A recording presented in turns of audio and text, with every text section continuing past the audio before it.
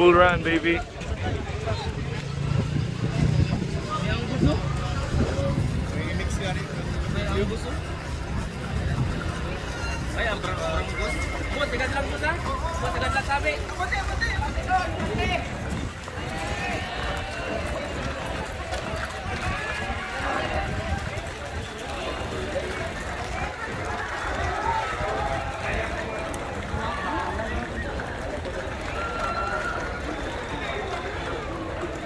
Kondisyon lang sih.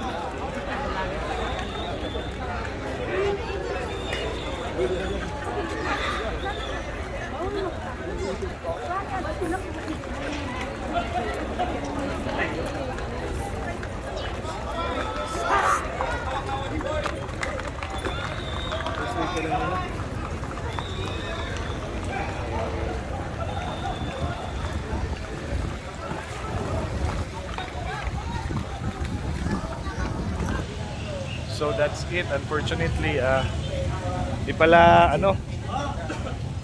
cattle drive lang. So yung pagpapakawala ng baka tapos yung huhulihin is nasa ibang location. So unfortunately dito sa area namin, sa hotel is hindi dito papakawalan yung baka. So mamaya may tingnan natin kung mapunta natin yung area.